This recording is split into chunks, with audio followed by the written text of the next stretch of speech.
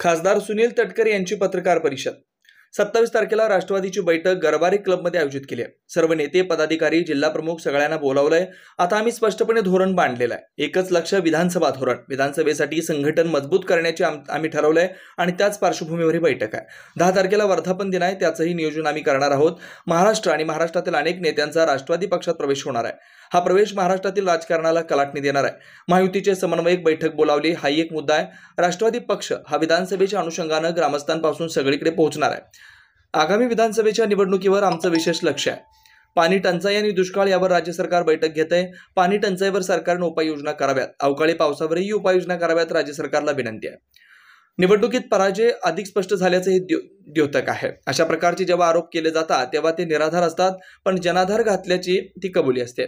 ज्यांना काही फारसं काम उरलेलं नाही ती लोक असं काम करतात। लोकशाहीच्या मार्फत निवडणुका होत असताना फेरमतदान बदलीची मागणी किती काळ नंतर केली जाते, त्या क्षणाला किंवा संध्याकाळी होते, दुसऱ्या दिवशी होते, 15-20 दिवसांनी फेरमतदानाची मागणी होते। याचा अर्थ निवडणुकीचा निकाल काय लागणार आहे हे स्पष्ट झाल्याच्या नंतर या पद्धतीची मागणी केली जाते। आपापल्या परीने त्या ठिकाणी काम करण्याचा निश्चितपणाने प्रयत्न झाला। सारेजण 4 तारखेच्या निवडणुकीच्या निकालाकडे प्रत्येकाचं लक्ष आहे। देशात काय होणार, राज्यात काय होणार, राज्यामध्ये मग विदर्भ, मराठवाडा, उत्तर महाराष्ट्र, पश्चिम महाराष्ट्र, मुंबईसह कोकण इथे काय होणार, प्रत्येक मतदारसंघामध्ये त्या विधानसभा मतदारसंघात काय काय होणार, अशा सगळ्या चर्चा पारावरती गल्ली चौकात त्या ठिकाणी होत असतात। परंतु एकंदरीत जनतेचा कौल हा महायुतीच्या माध्यमातून निश्चितपणाने मिळेल असा विश्वास त्या ठिकाणी वाटतो। परवा 27 तारखेला महाराष्ट्र प्रदेश राष्ट्रवादी काँग्रेस पक्षाची एक महत्त्वाची बैठक मरीन लाईन्सच्या आपल्या MCAच्या गरवारे क्लब त्या ठिकाणी आम्ही आयोजित केलेली आहे। राष्ट्रीय नेते अजितदादा, कार्याध्यक्ष प्रफुल्लभाई पटेल, आमचे नेते भुजबळ साहेब, मंत्रिमंडळातील सर्व सहकारी, सर्व विधानसभा सदस्य, विधान परिषद सदस्य, पक्षाचे लोकसभेचे सर्व उमेदवार, सर्व फ्रंटल ऑर्गनायझेशनचे प्रमुख, मुंबईचे पदाधिकारी, सर्व जिल्हाध्यक्ष यांची एक महत्त्वपूर्ण बैठक आम्ही त्या ठिकाणी बोलवलेली आहे। थोडाफार आढावा मधल्या कालावधीमध्ये मी ज्या जागांवरती राष्ट्रवादी काँग्रेस पक्षाने निवडणूक लढली त्यामध्ये बारामती, शिरूर, रायगड, धाराशिव आणि परभणी जी जागा राष्ट्रवादी काँग्रेस पक्षाला मिळाली होती, परंतु आम्ही आमच्या इतर पक्षाला रासपाला दिली होती, तिथल्याही पदाधिकाऱ्यांची एक बैठक घेतलेली होती। संबंध निवडणुकीचा आढावासुद्धा घेतलेला होता। त्यानंतर मग नावं पुणे, दिंडोरी, नाशिक, कल्याण,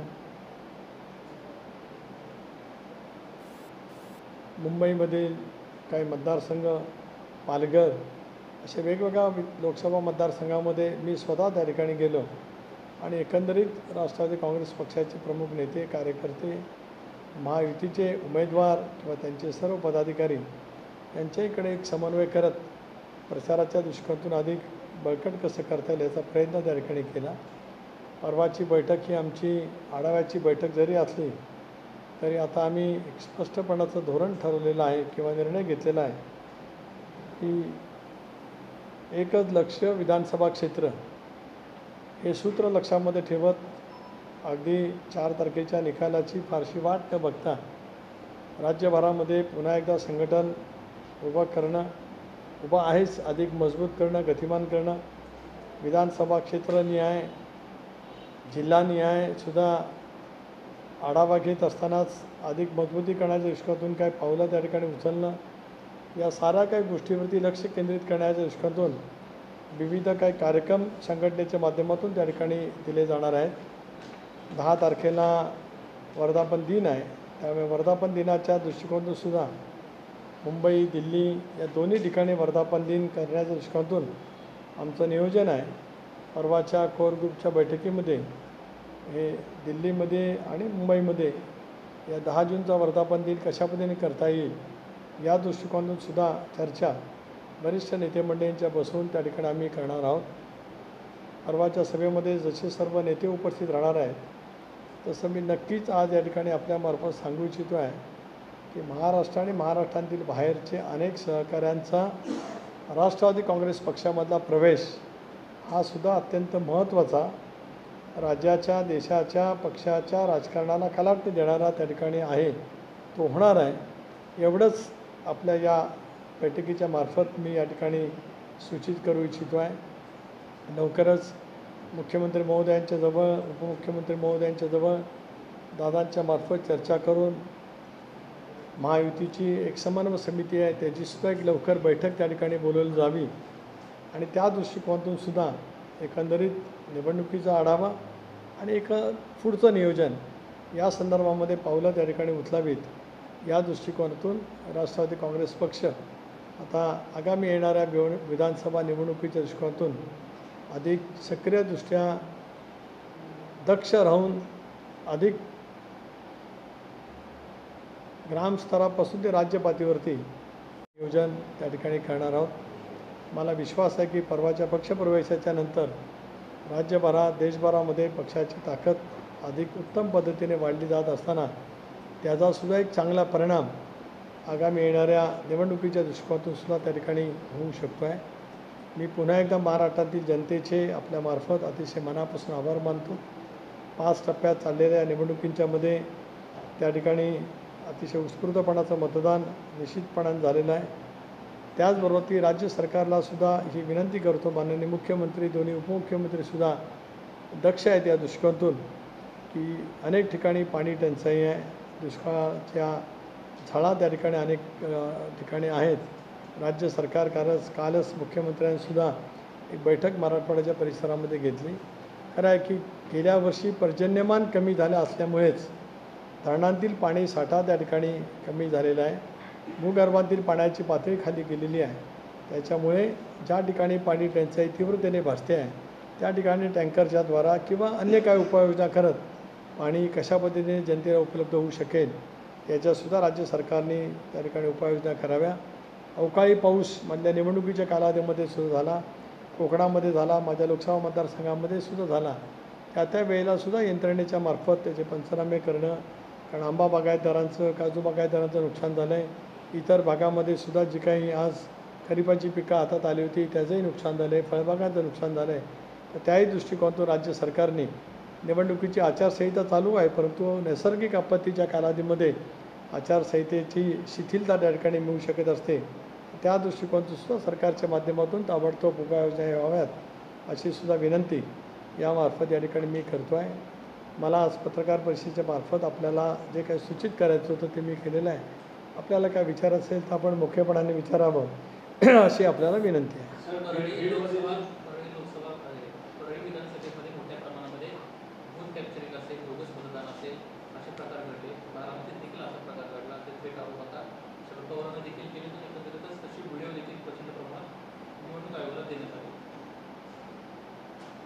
निवडणुकीचा पराजय अधिक स्पष्ट झाल्याचं हे द्योतक आहे. अशापैकी आरोप ज्यावेळेला केले जातात त्यावेळेला ते निराधार असतात, पण जनाधार घातल्याचं एक तऱ्हेची ती अप्रत्यक्ष कबुली असते आणि त्याच्यामुळे याच्यापेक्षा वेगळं याच्यामध्ये काय आहे असं मला स्वतःला त्या ठिकाणी काय वाटत नाही. पण अलीकडच्या कालावधीमध्ये कुठेही बसून व्हिडिओ काढणं आणि तो प्रसारित करणं आणि जणू काय त्या प्रत्यक्ष स्थितीतलाच आहे अशापैकीचा आभास निर्माण करणं, अशी जी काय आज ज्यांना काय फारसं काम उरलेलं नाही ती माणसं त्या ठिकाणी करत आहेत.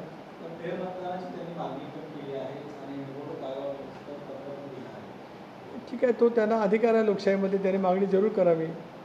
मला एक आश्चर्य वाटतं की बीडचं मतदान झालं असेल 7 तारखेला आणि फेरमतांची मागणी कधी केली जाते. हास्यास्पद काही गोष्टी दिसतात. म्हणजे लोकशाहीच्या मार्फत निवडणुका होत असताना अनेक वेळेला काही ठिकाणी मी प्रसंग अनुभवले. माझ्या 40 वर्ष सार्वजनिक जीवनात झाली, त्याच्यामुळे मी अनेक निवडणुका पाहिल्यात.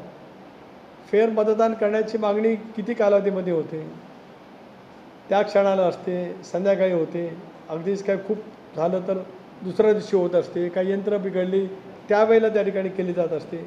15-20 दिवसांनी फेर मतदानाची मागणी, याचा अर्थ निवडणुकीचा निकाल काय लागणार आहे हे स्पष्ट झाल्याच्या नंतर या पद्धतीची मागणी त्या ठिकाणी केली जाते, ही हास्यास्पद आहे.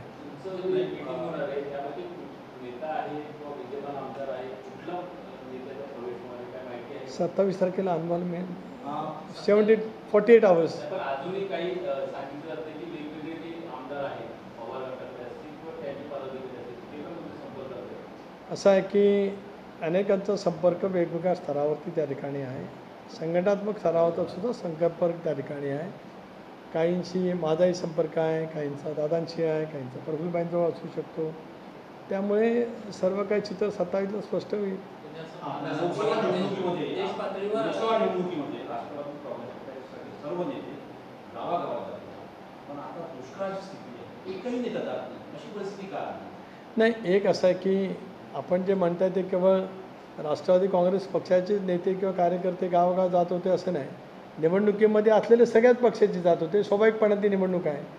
एक असं आहे की त्या स्तरावरती मी पण माहिती घेईन, कारण जी काय आपण परिस्थिती म्हणते ती प्रामुख्याने मराठवाड्याच्या परिसरामध्ये आहे. त्यामुळे तिथल्याही सर्व जिल्हाध्यक्षांची मी संपर्क करेन. माझ्या राष्ट्रवादी काँग्रेस पक्षाच्या विधानसभा सदस्यांच्या जवळसुद्धा माहिती मी काल परवा घेतली. तर प्रत्येकजण आपापल्या मतदारसंघामध्ये फिरतो आहे. कदाचित ती आपल्याकडे माहिती मिळाली नसेल, पण माझ्या पक्षाचे कार्यकर्ते त्या स्तरावरती फिरत आहेत.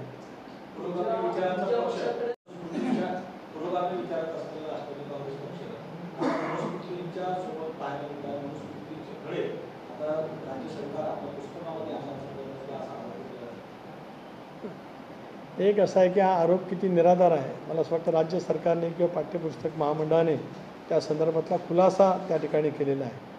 आता आमच्याकडे बघण्याचा दृष्टिकोनच काळबेळी झाल्यानंतर जसं पिवळं दिसतं तसं सतत दिसत असल्यामुळे असे बालिशपणाचे आरोप करण्यासाठी आता स्पर्धा लागलेली आहे.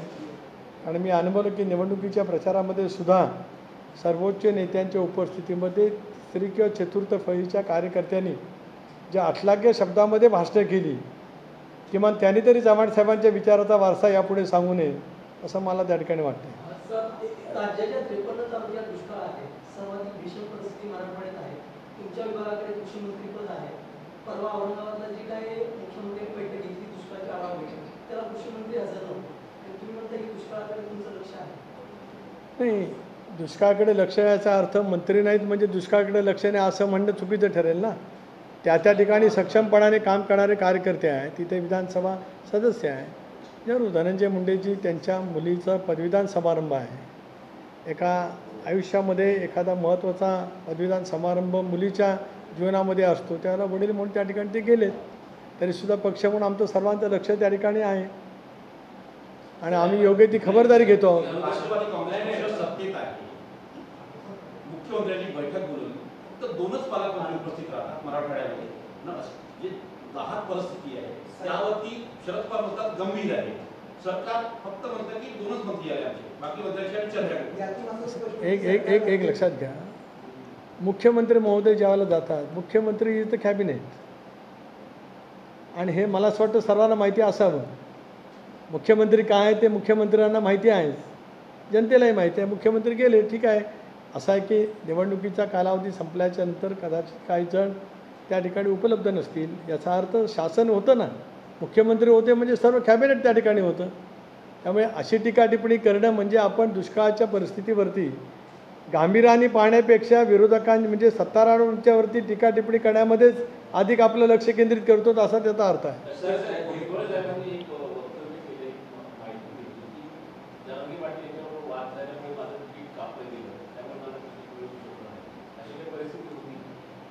नाही, एक असं आहे की भुजबळ साहेबांनी काय वक्तव्य केले मी पाहिलेलं नाही किंवा माझ्या वाचनातसुद्धा त्या ठिकाणी आलेलं आहे. भुजबळ साहेब आमच्या पक्षाचे वरिष्ठ नेते आहेत. खरं आहे की भुजबळ साहेबांनी उमेदवारी करावी असा वरिष्ठ पातळीवरती चर्चा निश्चित त्या ठिकाणी झाली होती. आणि आपण यावेळेला पाहिलं की महायुती असो किंवा महाविकास आघाडी असो, हे 5 टप्प्यामध्ये निवडणूक असल्यामुळे एकाच वेळेला काय सगळीकडचे उमेदवार जाहीर झाले नाही. पहिल्यांदाच लोकसभेला असं घडतं आहे. नाही तर नॉर्मली एकदा अलायन्स ठरलं, आघाडी किंवा युती, की मग जागा वाटप आणि त्या जागा वाटपाच्या अनुषंगाने ते पक्ष उमेदवार जाहीर करतं. ती आत्तापर्यंत होत आलं. पण यावेळेला 5 टप्प्यात निवडणुका असल्यामुळे उमेदवार घोषित करण्यामध्ये उशीर झाला, जागा वाटपामध्ये सुद्धा उशीर झाला. ते मी मान्य केलं नाशिकच्या पत्रकार परिषदेमध्ये. अशा वेळेला स्वतः भुजबळ साहेबांनीच निवडणूक लढवणार नाही असं जाहीर केलं. खरं आहे, ते ज्येष्ठ नेते आहेत, त्याच्यामुळे त्यांच्या उमेदवारी संदर्भामध्ये लवकर निर्णय होणं अपेक्षित होतं, तो झाला नाही. आणि त्यानंतर एका विशिष्ट पद्धतीने त्यांनी उमेदवारी करणार नाही असं त्या ठिकाणी त्यांनी जाहीर केलं. त्याच्यामुळे कोणाचा विरोध किंवा कोणाचा काय असा त्या ठिकाणी प्रश्न उद्भवत नाही. सर, एकीकडे एनडीए म्हणत होते या आठवड्यात की आम्ही आपकी बार 400 पार होता पंतप्रधान, आपकी बार 400 पार म्हणत होतो. पण आता भाजपचं जे मूळ संघटन आहे ते म्हणते की आपकी बार फक्त 370चा आकडा असणार. ते हे नेमकं 30चं गणित कुठे डावललं गेले आणि याचं भाकीत नेमकं काय? कारण तुम्ही सगळेच आपकी बार 400 पारचा नारा देताना 30 जागा तुम्ही सोडत नका. नाही, एक असं आहे की 370 ह्या जागासुद्धा बहुमतापेक्षा खूप जास्ती आहे. 262ला 70ला बहुमत होतं आसपास, 271-72ला. त्यामुळे 370 ह्या जागासुद्धा बहुमताचा आकडा पार करून 1 शतक पुढे पार करते. तो भाग वेगळा आला. शेवटी असं आहे की निवडणुकीमध्ये आपण गोष्टा करत असतो, अपेक्षा असते. आजही आमचा दावा आहे, आम्हाला अजूनही असं वाटतं की 4 तारखेला 400 पार होऊ शकतं. त्यात काय नाकारण्याचं काही कारण नाही. पृथ्वीराज चव्हाण यांनी 48-0 सांगायला पाहिजे. त्यांचा इतका गाढा अभ्यास आणि महाराष्ट्रात त्यांची कर्तबगारी इतकी 4 वर्ष महाराष्ट्राने पाहिले की चंद्र सूर्य असेपर्यंत पृथ्वीराज चव्हाणच राज्यात मुख्यमंत्री राहिले पाहिजेत अशी महाराष्ट्रातल्या 13 कोटी जनतेची अपेक्षा आहे. त्यांचा अंदाज खराब त्यांनी का कमी सांगितला मला कळत नाही. कारण कराडमधली कुठली ग्रामपंचायत देऊन आलं असं सांगितलं असतं तर मी समजू शकलो असतो. तर मी सांगितलं ना, आता बऱ्यापैकी चांगलं यश मिळेल. मी काय पृथ्वीराज चव्हाण नाही.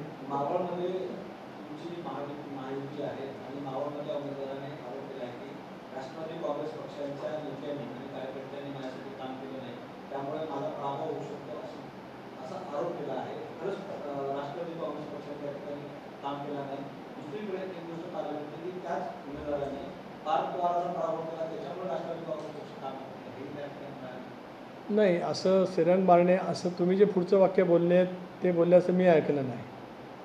ठीक आहे, त्यांचं एक बाईट मी पाहिला की काम झालं नाही. पण मला असं वाटतं की इथेच दुसऱ्या दिवशी आमदार सुनील शेळके यांनी पत्रकार परिषद घेतली. माझं मतदान 7 तारखेला संपलं. मी 8 तारखेला संध्याकाळीच कर्जत विधानसभा मतदारसंघाची बैठक बोलली होती. पनवेल, उरण या मतदारसंघातील सुद्धा राष्ट्रवादी काँग्रेस पक्षाच्या कार्यकर्त्यांची मतसंपर्क होता. त्याच्या दुसऱ्या दिवशी मी मावळ, त्यानंतर शिरूर, पुणा लोकसभा मतदारसंघ जिथे मुरलीधर मोहोळ निवडणूक लढवतात तिथलाही सर्वांचा मी आढावा त्या ठिकाणी घेतला होता. त्याच्यामुळे मावळ असेल, पिंपरी असेल, चिंचवड असेल, इथल्या माझ्या सर्व सहकाऱ्यांची सुद्धा बैठक मी स्वतः त्या ठिकाणी घेतली होती. त्यामुळे एकदा हे सगळं आटपल्याच्यानंतर आम्ही सगळे उमेदवारी बसू आणि नेतेही बसू, समजून घेऊ कुठे काय काय घडलं ते. मला तसं वाटत नाही.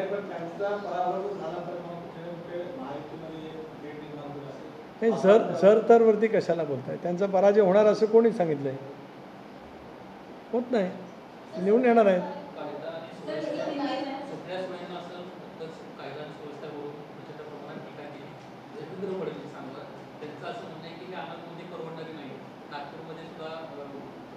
एक ॲक्सिडेंट झाला होता, एका मुलाला 2 लोकांना उडवलं, पुण्यामध्ये असा प्रकार पाहायला मिळाला. सातत्याने प्रश्न निर्माण होत आहेत, कायदा सुव्यवस्थेचा प्रश्न निर्माण होतो. एक असं आहे की ज्या घटना पुण्याला किंवा नागपूरला घडल्या त्या अत्यंत दुर्दैवी आहेत, निषेधार्ह आहेत. या संबंध दोषींच्या वरती कडक कारवाई केलीच पाहिजे अशी ठाम मागणी राष्ट्रवादी काँग्रेस पक्षाचा अध्यक्ष म्हणून मी त्या ठिकाणी करतो आहे. परंतु अपघाताच्या घटना घडल्यावर कायदा सुव्यवस्था बिघडली असं म्हणणं म्हणजे बारामतीच्या पराजयाची कबुली आहे. पुढे